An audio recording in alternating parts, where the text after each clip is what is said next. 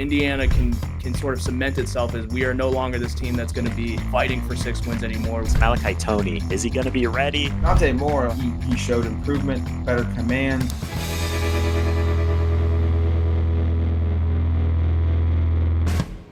What's going on, y'all? Bud Elliott here of the Cover 3 College Ball Podcast, and this is Summer School. We are in session talking BYU, all things BYU with my man Jeff Hansen here of Cougar Sports Insider. Jeff, welcome back, man. Thanks, Bud. Good to see you, man. Always a good time, for sure. Pretty nice season for BYU last year. Made the Big 12 championship game, won, 12 games? Like that's a lot of stuff for Cougar fans to be happy. I assume it's all positive vibes out there in Provo.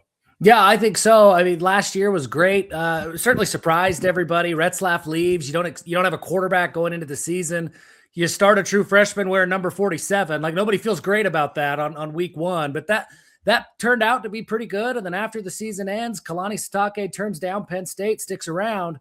Yeah, man. I mean, it's all good vibes in Provo right now. That was huge. I mean, I have Penn State. They got somebody good, but for a while I was like, man.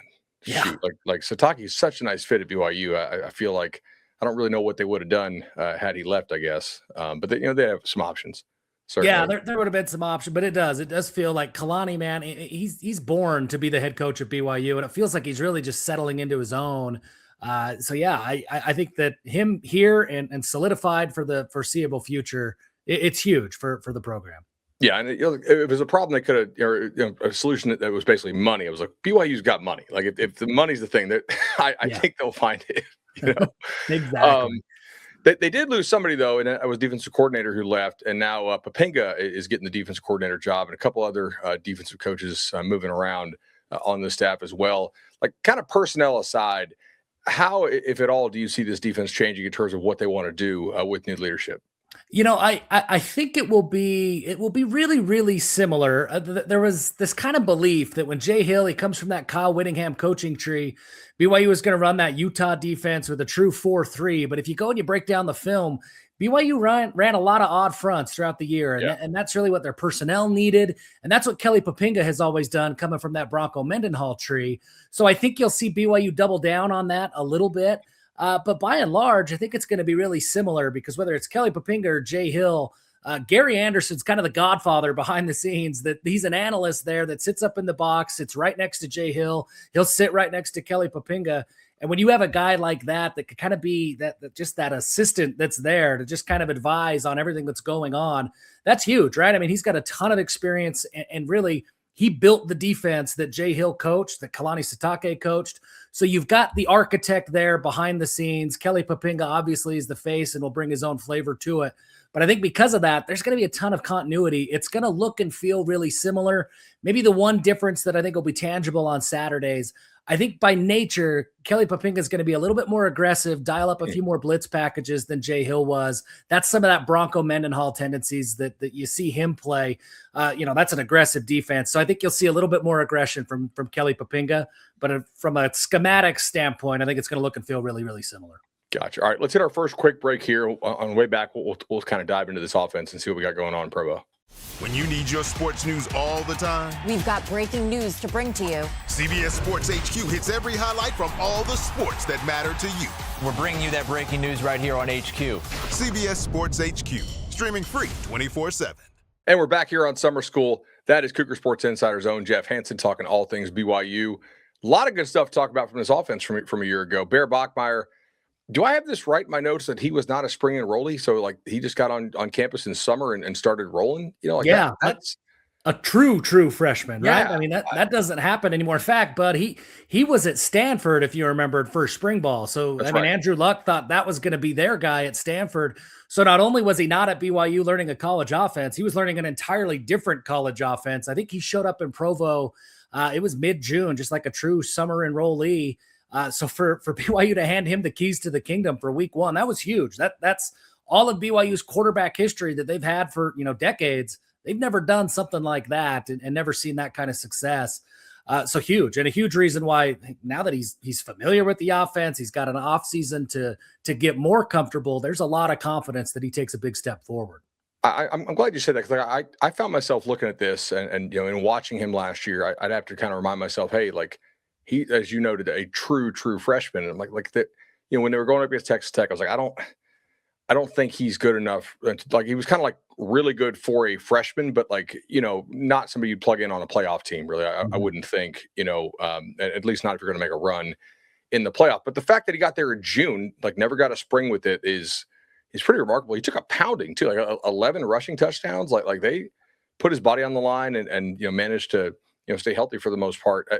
Where can he take the biggest leaps this year if he's going to carry this offense, probably even more than he did last year? Yeah, I think going into the year, Aaron Roderick, he knew that Bear Bachmeier was so young, so inexperienced. You had to play everything really vanilla and really safe. And you saw little sprinkles added throughout the season as he got a little bit more and more comfortable. But you really didn't see A-Rod ever like unleash Bear Bachmeier, let him go out and make mistakes, throw the ball, put the ball in the air until the bowl game. You saw because LJ Martin was hurt in the Pop-Tart Bowl. Bear Bachmeier had to throw the ball around, and all of a sudden it was like, oh my gosh, does BYU have a throwing quarterback? I think he threw for 300 and something yards in that game. He completed, 65, 70% of his passes. He looked pretty dynamic as a passer. That's where the biggest step needs to come. But you saw some signs that, okay, I think there's something in there. And you combine that with what Aaron Roderick has always done. He's found ways to get his quarterbacks in great situations. And he's always found ways to make his quarterbacks better. And I think that's maybe one of the most underappreciated things about A-Rod. You look at Zach Wilson, when A-Rod got there, all of a sudden Zach Wilson looked like the Zach Wilson we remember. Jaron Hall turned into a draft pick. Jake Retzlaff, for people who remember, those first 4 games that he had at BYU, they were dreadful. I mean, he was a 50% passer. He looked abysmal. And then he turned around and he won 11 games after a year of working with A-Rod. There's a lot of confidence that A-Rod, he knows how to coach quarterbacks specifically for this offense. I think Bear can take a step forward as a passer. I don't think he's going to be a 300-yard type game like we saw, in the Pop-Tart Bowl. That's not who he is every week. But I think he can complete 65% of his passes. He can make big throws when he needs to. And that 225, 250 yards per game mark, if Bear Bachmeier can get there, the BYU offense is going to be just fine. That'd be absolutely huge. Of course, he does have a pretty nice guy to hand the ball to who is back at LJ Martin, reigning Big 12 Offensive Player of the Year. Like this run game should be pretty nasty if the offensive line, can avoid a drop off. They did take 3 portal additions, which I will now embarrass myself trying to pronounce. So Finau got that. Thanks, Tony. Sia and then Yamushi. I think so. I mean, on that one, Zach, I'm calling him Zach because your guess is as good as mine, but you're right. It does come down to the offensive line. They feel pretty good about the tackle spot. Andrew Gentry comes back at right tackle. They're actually taking Paki Finau. I think he played inside at Washington. They've kicked him out to left tackle, which I think is probably a better fit. That's where he was recruited by most schools initially is as a tackle. And he played pretty well in the spring. It all comes down to what combination do they use on the interior, especially in this offensive scheme. Those guards have got to play really well, and they've got to be athletic with this zone blocking scheme, this wide zone running scheme. They've got 6 guys, and that's, maybe that's good. You like the depth, but they don't have a 1, 2, and 3 yet either. So it's kind of that, chicken and an egg kind of thing. If you have 6 guys, you have depth, that feels great, but also you need chemistry. You need somebody to step up. If you have 6 guys who probably should be backups, that's not great either, right? So they feel okay. Bruce Mitchell was an all Big 12 center. He'll come back in the middle of it all, but those 2 guard spots, there's 4 or 5 guys vying for starting reps. BYU rotated a little bit at guard last year, and I don't think they love doing that. I think that's really kind of an indication that nobody stepped up and really owned that spot. So hopefully that happens this summer. Yeah, most teams don't do a lot of the offensive line rotations. There's a couple, but I think it's pretty rare, and it's probably more rare that it actually works out. Mm-hmm. All right, now pass catchers. We saved some time because this I have a lot of questions about. So Chase Roberts is gone. Obviously, Kingston's gone. They bring in Kyle Casper from Oregon. Like, is it he or JoJo Phillips as like the clear cut one? Is there like a freshman or a returner that I am not banking on that maybe, obviously, hey, there's a reason why I have the expert on, right? I'm just curious. And then also like on the tight end side, they bring in Walker Lyons, which, what was they took a kid from Oregon. And Sale Apaga out of Oregon. Right. They bring him in too. So yeah, I mean, starting with that tight end spot, Carson Ryan was a dog for BYU last year. He was fantastic. And they brought in 2 guys that they feel can do a lot of what Carson Ryan brought to the table. Aaron Roderick, if you go way back in time, he had Isaac Rex and Dallin Holker in the same offense, and they ran a lot of 12 personnel when they had both of them there. I think you'll see a lot of 2 tight end sets from BYU. Saleh Apaga and Lyons are both just really good, and Aaron Roderick knows how to get the ball to tight end. So I think you're going to see them on the field a lot. That receiver spot's a huge question mark. I think for everybody in Provo, they've got the same question that you do. JoJo Phillips makes sense. He probably would have had a really big role last year. There were some injuries early in the year, and he never really got back to full strength. Kyler Casper looked fantastic in the spring, and if you go back to what he did at Oregon, I think Oregon wanted to play him. He just couldn't stay healthy. But every time he was healthy, he was in the starting lineup. He was getting some rotations, and then foot injuries came back. And as you know, Bud, I mean, foot injuries, you never know, right? I mean, those come back all the time. So there's some questions there, but there are some young guys that are in the room that BYU really likes. A couple of them, Legend Glasker, he's a local kid out of Utah. He's fast. I mean, he's really good. I think he's got true separation speed at really any level. He's fantastic, but he's a true freshman. It's going to come down to experience. How much can how comfortable can he get and how quickly can it happen? Jaron Pula was a late signing day flip, 4-star guy. They flipped over from Utah. He's also very, very good. So there's a couple of guys that they feel really confident that they can emerge. I don't know if they're ready to emerge on week 1. So some of those older guys are going to have to step up. It makes sense to me. So, I mean, heavy dose of the run game, more 2 tight ends, Bachmeier, improves, and, receivers probably a drop off, but just maybe they mitigate it, and then the offense keeps rolling out there pretty nice. Okay. That makes sense to me. I can see the vision here. All right, let's hit our second break. On the flip side, we'll come back. We'll break down this defense.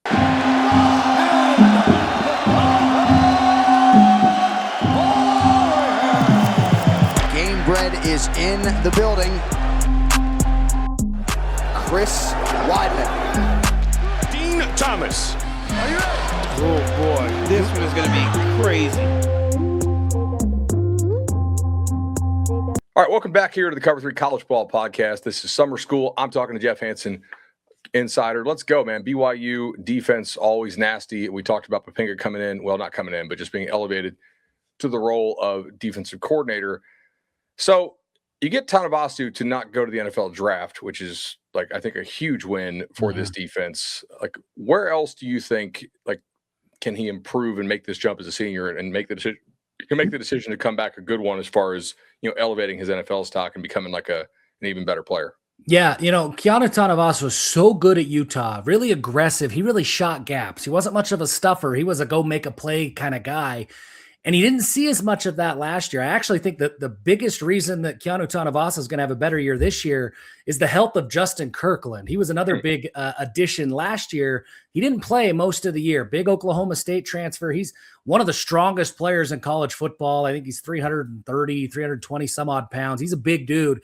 He's that traditional gap stuffer that kind of enables a guy like Tanuvasa to shoot gaps, make some plays, and use some of that aggression that he's got. I think now that they're healthy, he's got a true nose when they run those 4-man sets out.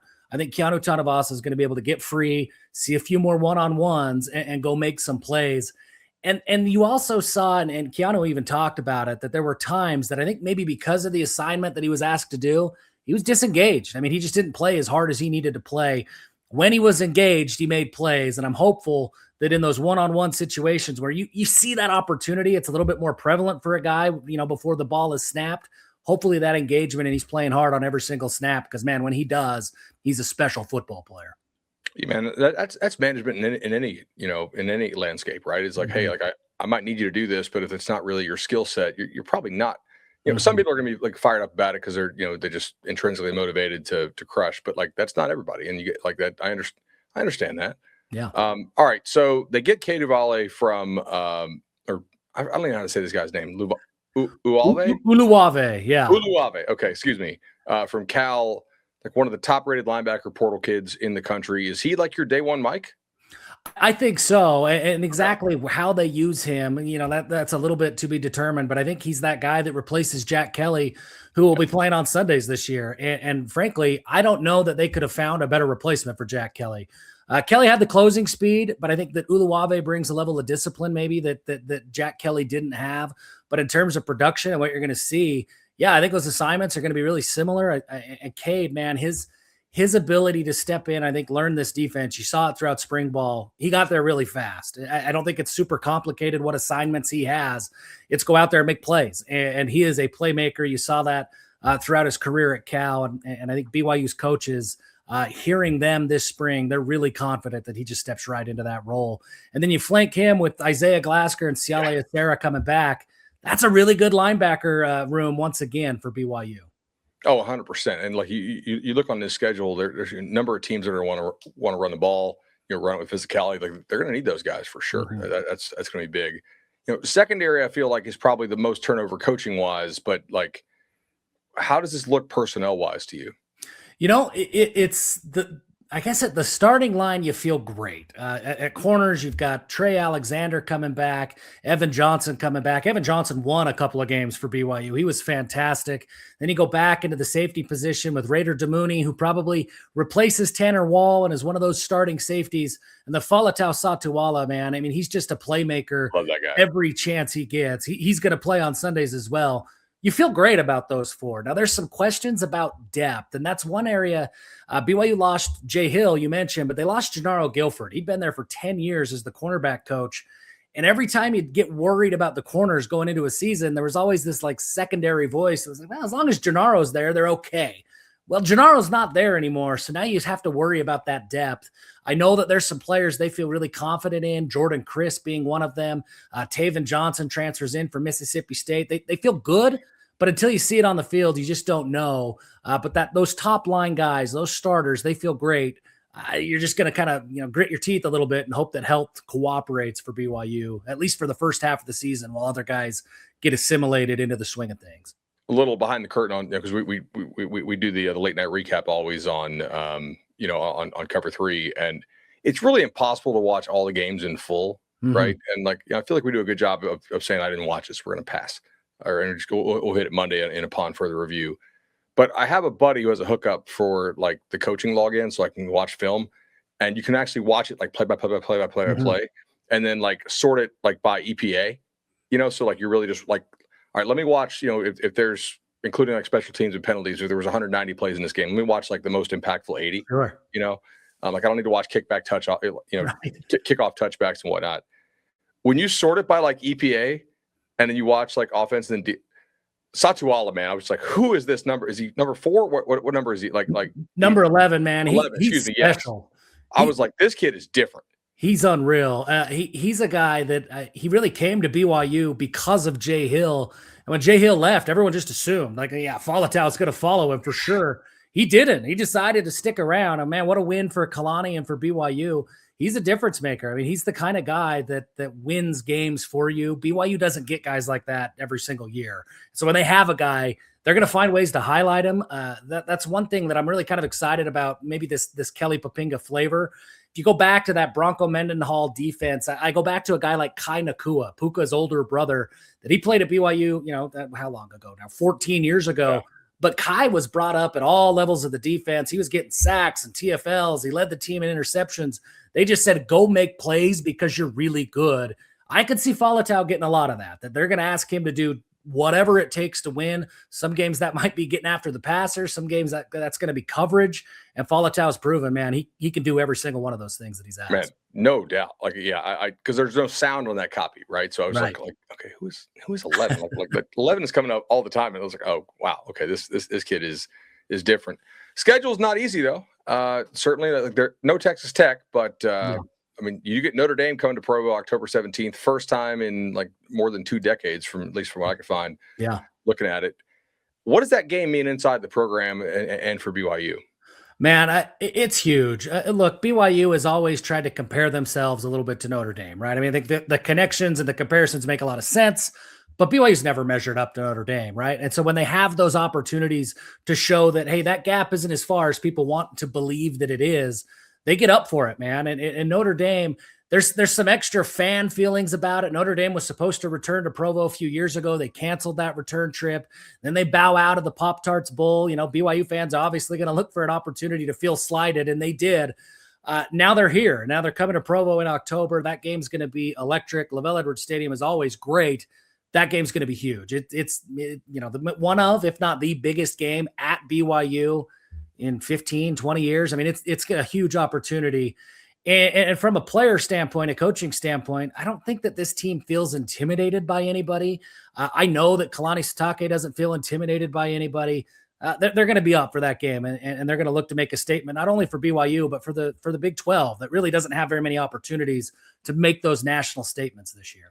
That's going to be an absolute banger. Like, I'm really excited to watch that one. That they also play at TCU, they got Iowa State, and then like at UCF, which is October 24th. I don't know if that's the space game or not. Like, that's that kind of one game UCF gets up for, quite a bit. So you've done such a great job profiling all the players and how they're going to mesh with the coaches. Is there a guy you haven't mentioned or just, kind of just mentioned in passing, because we don't think like he's going to be counted on to be, a big time guy for them this year, but if something happens between now and the season, or maybe now and early in the season, to where all of a sudden it clicks, maybe he's actually way ahead of schedule and he's got that really high potential. Is there a guy that we haven't hit on heavily who you're like, oh, that would change what I think about this team a lot? Yeah. There's a couple that immediately come to mind. BYU has lacked that true edge rusher for the last couple of years. Tyler Batty a few years ago, kind of. I don't think he ever took that step that people hoped. This year, BYU's got a guy, a Nusi Taumoi-Peau, that he showed some flashes last year. He had hurries, right? I don't think he converted very many of them into sacks. He was just a step late, but he was a true freshman that really shouldn't have played, got on the field because of injuries, and immediately was like, whoa, this kid's different. That first step is different. If he takes a step forward, and there's another guy, Braxton Lindsey, who's kind of in the same boat off of that edge, if those two guys can take a step forward, and really that position group as a whole, to help out the inside of that defense, to help out those linebackers, and to make BYU's defense more of a pass rush threat. I mean, that's been the one thing that I think you saw Texas Tech really exploit it, that when they needed to, they could sit and take all day long to pass. And they knew that they didn't have to respect that very much. So BYU was susceptible to a lot of draw plays, counter runs as well, because nobody respected the pass rush. And I think as those guys come forward and step up into bigger roles, that changes the way that you have to, I guess, defend against the BYU defense, right? The way that you have to game plan. So Nusi Taumoi-Peau, he's probably the guy I'm watching the closest, because I think he's the closest to making that step to becoming a really dynamic pass rusher for BYU. Jeff, awesome, man. Really enjoyed this, and we'll be following your work all year long, and I'll see you soon, man. Appreciate it, man.